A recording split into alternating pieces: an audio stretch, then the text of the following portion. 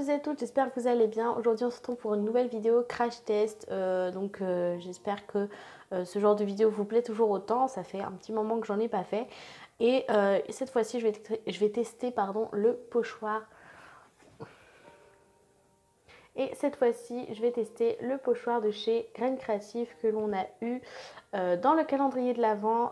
Graines Créatives en partenariat avec Stadler Fimo pour Noël, voilà. Donc pour celles et ceux qui l'ont eu, vous savez qu'il y avait un pochoir dans la case numéro 24. Donc je vais le tester parce que c'est la première fois que j'ai un pochoir et je ne savais pas du tout m'en servir. Je sais à peu près les bases sur comment on s'en sert, qu'est-ce qu'on peut utiliser pour faire des pochoirs, voilà, tout simplement. Et j'espère que cette vidéo va vous plaire, elle est quand même très courte. Et on se retrouve à la fin de cette vidéo pour le bilan. Je vous laisse avec la suite de la vidéo, bon visionnage.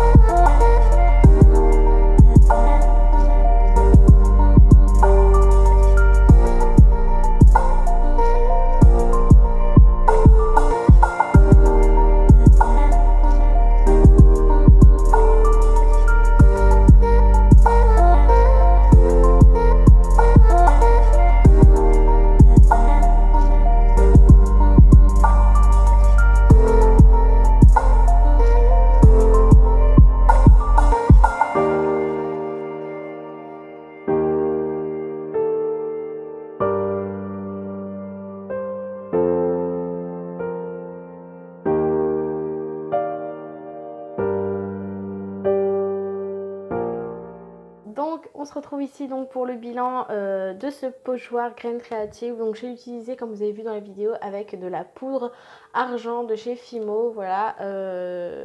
Donc je sais qu'on peut utiliser aussi avec de la peinture acrylique, mais je voulais faire vraiment avec la poudre Fimo parce que selon moi c'est ce qu'on a le plus de facilité à utiliser et c'est ce qui salit le moins selon moi. Avant de l'utiliser, c'est pour moi ce qui salissait le moins, parce que c'est vrai que pour la peinture il faut une carte ou une réglette pour enlever l'excédent, faut avoir une bonne peinture qui tienne, etc.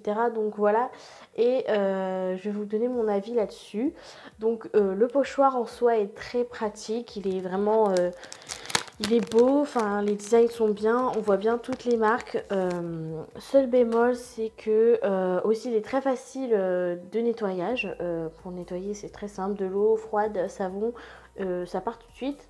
Seul petit bémol, au niveau de après l'utilisation, c'est que je sais pas si on va bien voir, mais il y a des petits morceaux qui se décollent, donc ça fait des...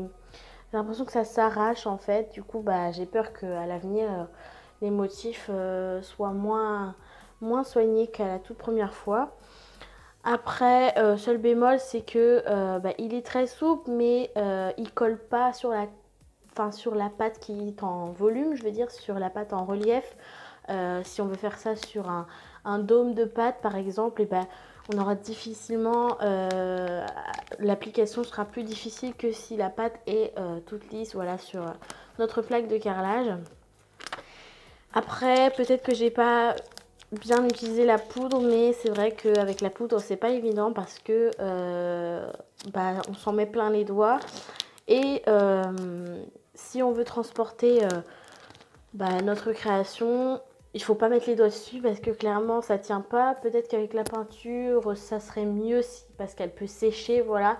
Mais je reste assez mitigée sur ce genre de truc. Après c'est peut-être parce que c'est un tout petit pochoir, je sais pas.